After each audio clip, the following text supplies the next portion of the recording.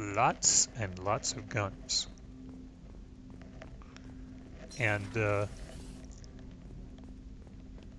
it's almost like it's too many because, according to the wiki, this ship has a surprisingly small crew, like just a few dozen people, if you can believe it.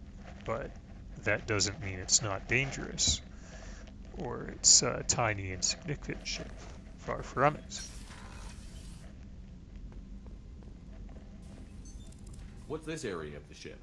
This is the FTL communications room. In addition to interfacing with the FTL comm network, Normandy is fitted with a quantum entanglement communicator linked to the Elusive Man's office. This allows lag-free communication even when you operate off the comm grid. Why aren't these used everywhere?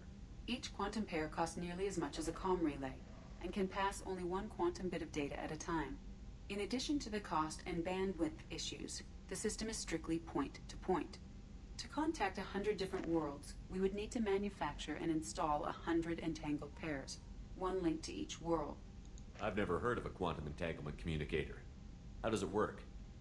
Essentially, two subatomic particles are created in an entangled state. One is installed here, and the other in the Elusive Man's office. When one particle occupies a given quantum state, its entangled partner will always enter the opposite state, no matter the distance between them. If we alter the state of our particle, that alters the state of the Elusive Man's. This allows us to send data in the form of quantum bits. That's all for now. Logging you out, Shepard.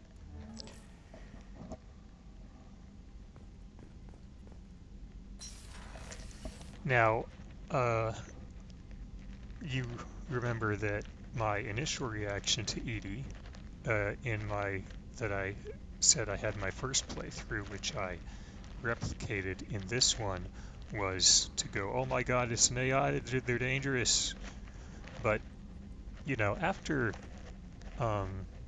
talking to her a bit, it was around this time that I became a bit less wary of her. And was thinking, there's still a lot I don't know about Edie, but maybe she's alright.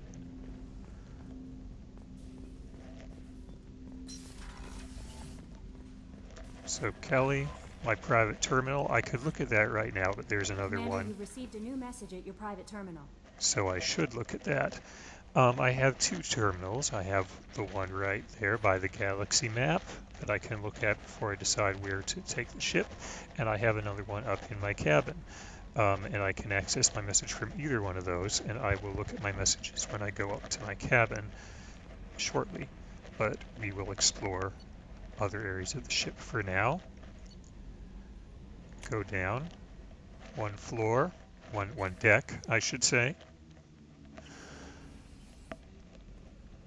As if to remind me, there's the words crew deck, not crew floor. This is a ship.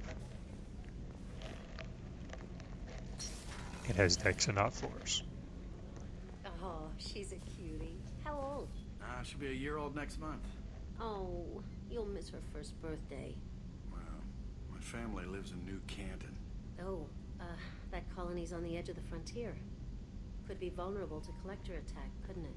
Exactly. It's most important that she have a first birthday. That's why I'm here.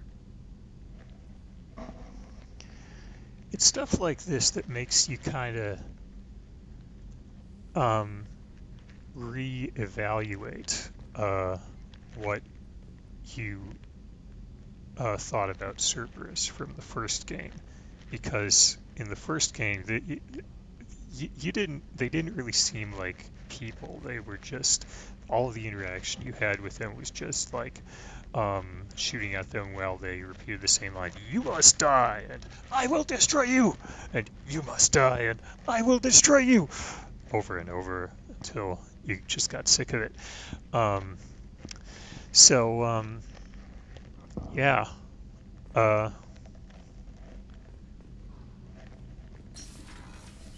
Guess everybody is, well, obviously everybody is human, or, you know, as the case may be in the Mass Effect universe, Turian, Asari, whatever. But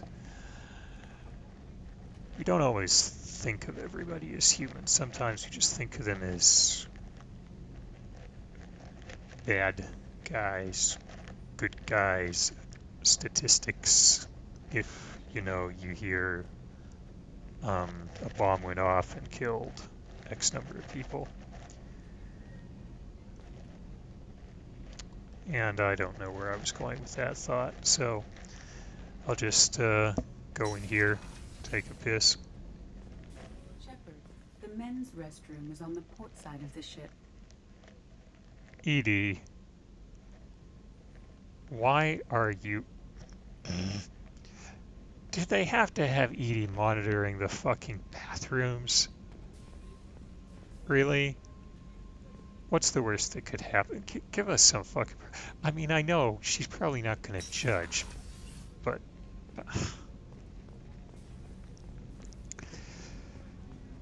Anyway. Pretty much the same as the women's restroom. And of course, this is, I know, what brings in the views. Information about bathrooms. That's what you want to see.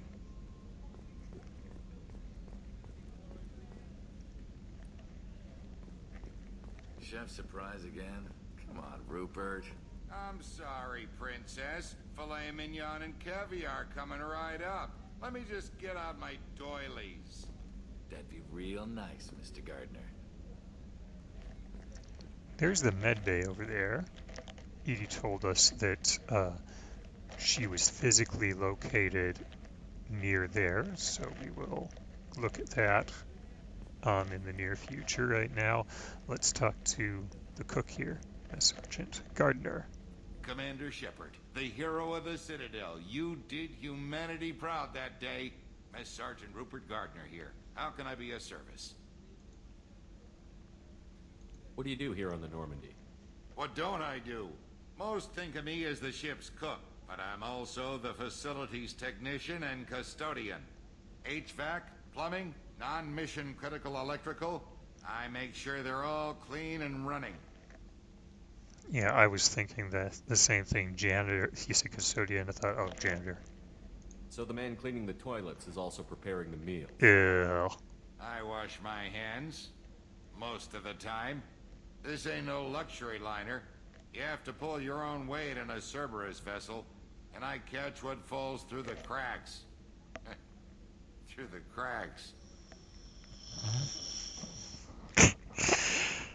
I feel embarrassed that actually got a chuckle out of me. Okay. What do you think of Cerberus? How do you feel about working for Cerberus? Damn proud. Cerberus gets the job done. The Alliance and Council have got their heads buried so deep up their butt puckers they can't see squat. It'll take good old human ingenuity to crush these collector vermin. Only Cerberus knows that. I can't strictly disagree with him at the Council, particularly the Turian Councilor. How did you find your way into Cerberus? Can you believe I was once a family man, working the EZO rigs along the frontier? I was happy enough, but losing everything to Batarian raiders can change your outlook. I needed to make a difference. I'm no soldier, but I've got skills, and Cerberus keeps an eye out for talent. I'll do whatever it takes to help, be that plumbing a sewer, routing an air duct, or keeping everyone's bellies full. You have everything you need. I make do, but have you ever tried to prepare a decent meal with military provisions? I'm good, but I'm no miracle worker. Taking down the collectors is going to be rough business. The crew deserves a few fine meals before they throw themselves into the fire. I would like to help because in addition to, being nice to the people I'm working with, you want to keep morale high if you can. You certainly don't want morale to be low. What do you need? If I had some quality ingredients... Oh, shit. You've got more to worry about than grocery shopping on the Citadel. Forget I mentioned it. Grocery shopping is not beneath me. Tell me what you need. If I head that way, I'll keep an eye out. Much appreciated. Most of this list is probably standard fare for those namby-pambies on the Citadel. Anything else you'd like to talk about? No, I have talked enough about food and toilets and how they are both part of your job. Thank you. I won't take any more of your time. Back to work. Okay, see, something that I kind of wondered about is that on the original Normandy there were these pod things that if you looked at them in the first game, it says this is where the crew sleeps, and I guess that's kind of it's not a bad idea. I mean, if you can get comfortable in one of those, and it looks like they have nice padding, then then you can rest up when you're not on duty, and they don't look like they take up very much space at all. So it's efficient, and it's not bad for the crew. But as we have just seen, we were just in crew quarters where they had actual beds and stuff. So I wonder why these are still here. Maybe they never tell us. I guess if I wanted to try to think of a reason, then maybe the higher ranking people are given beds, and the less privileged among the crew use these things. Who knows? There's only 8 of them, so I suppose, and on a crew of 24 or so, certainly they don't all sleep there, and there were not 24 beds in the quarters over there, so not everybody sleeps there either. So let's go in here. Hey, look who it is, Dr. Chakwas. Commander Shepard, I watched the Normandy crumble with you on board. It's good to see you alive. I'm shocked. You're serving on a Cerberus vessel now? Surprising, even to me. Yet, here I am. The kind of trauma you endured would have changed most people. But not you, I see. Welcome back, Shepard. To be fair, it was an extended trauma. I mean, as far as mental anguish goes, the stuff that Shepard has been through before, like the Fishermaw attack on Akuz, and the stuff in the first game would have probably been more traumatic for him, mentally anyway. I don't know about physically. So let's how did you come to join Cerberus, Karen? You're not the Cerberus type, Doctor. I don't work for Cerberus. I work for you. On a mission that may be crucial to the survival of the human race. I have faith that your dealings with Cerberus will be ethical. I trust you, Commander. Okay, I will try not to let you down. There's a very good chance this mission will be a one-way trip. Are you prepared for that? I've been through the reclaiming of Shanxi, the Skillian Blitz. We survived the Battle of the Citadel and the destruction of the Normandy together. I've lived a full life. No regrets. I'd like to make sure the crew gets the same opportunity. Doctor, you've been with the Alliance for years. Why leave now? After the Normandy was lost, the surviving crew was reassigned. I was stationed at the Mars Naval Medical Center. A very respectable position, but it wasn't on a starship. Colonial military life isn't for you?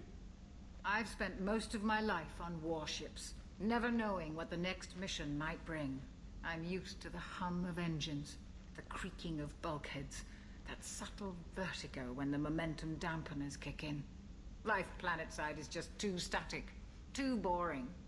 Do you have everything you need? I believe so. This medical bay seems very much like the sick bay on the original Normandy. Only thing missing were my private reserves. I even had a bottle of Ceres Ice brandy that I was saving for a special occasion. I'll keep an eye out for a replacement bottle. Oh, you needn't. It's expensive, and we have much larger concerns ahead. Yeah, I'll get it anyway. I like you. Like, I'll see you later, Doctor. Commander.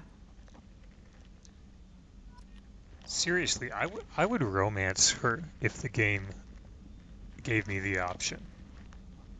I know she's like middle-aged. I don't care. She's cool. She doesn't look bad either.